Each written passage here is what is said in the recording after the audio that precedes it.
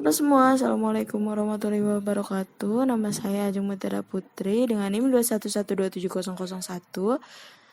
Saya dari Universitas Trilogi dengan Prodi Pendidikan Guru Sekolah Dasar. Pada kesempatan kali ini, saya akan menerangkan sedikit tentang model dan organisasi pengembangan kurikulum pendahuluan guna memenuhi nilai mata kuliah pengembangan kurikulum. A. Model-model pengembangan kurikulum. Model pengembangan kurikulum merupakan suatu alternatif prosedur dalam rangka mendesain, menerapkan, dan mengevaluasi suatu kurikulum. Oleh karena itu, model pengembangan kurikulum harus dapat menggambarkan suatu proses sistem perencanaan pembelajaran yang dapat memenuhi berbagai kebutuhan dan standar keberhasilan pendidikan. Pengembangan kurikulum perlu dilakukan dengan berlandaskan pada teori yang tepat agar kurikulum yang berhasil bisa efektif. Yang pertama ada model Ralph-Tyler. Model pengembangan kurikulum yang dikemukakan Tyler diajukan berdasarkan pada beberapa pertanyaan yang mengarah pada langkah-langkah dalam pengembangan kurikulum.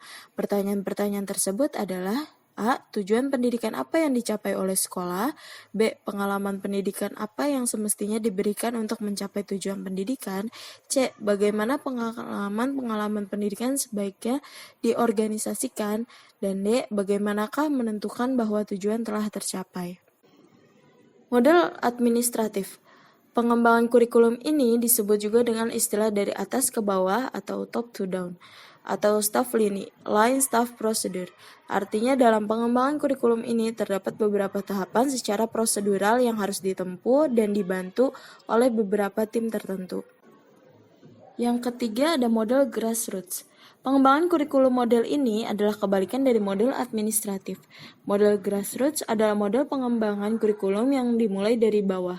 Dalam prosesnya, pengembangan kurikulum ini diawali atau dimulai dari gagasan dan ide guru-guru sebagai tim pengajar. Yang keempat ada model demonstrasi. Model pengembangan kurikulum idenya datang dari bawah.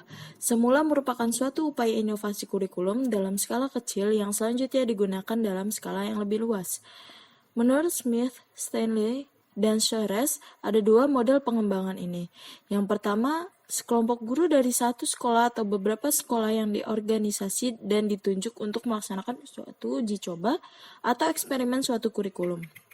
Yang kedua, dari beberapa orang guru yang merasa kurang puas tentang kurikulum yang sudah ada, kemudian mengadakan eksperimen, uji coba, dan mengadakan pengembangan secara mandiri.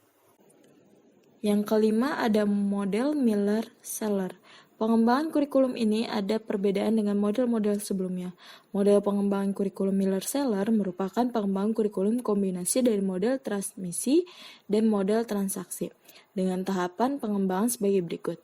A. Klarifikasi orientasi kurikulum. B. Pengembangan tujuan. C.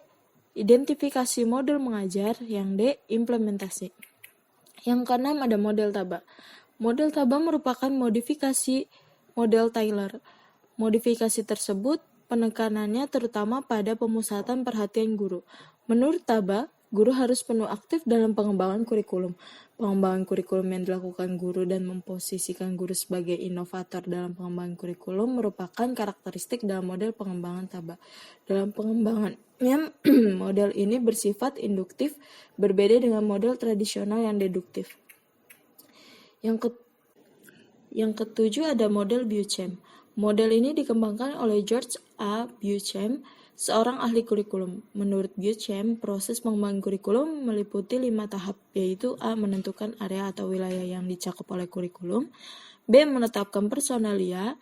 C. Organisasi dan prosedur pengembangan kurikulum.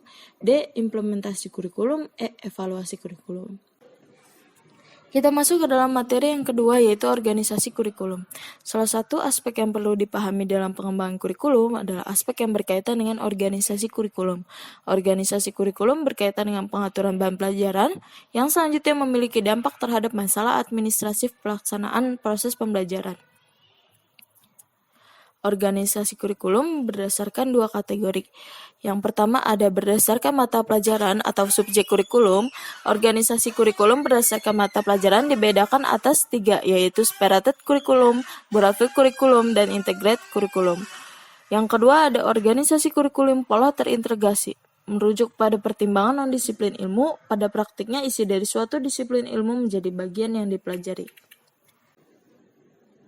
Itu saja yang dapat saya sampaikan, kurang lebihnya saya mohon maaf. Wabillahi taufiq wal hidayah. Wassalamualaikum warahmatullahi wabarakatuh.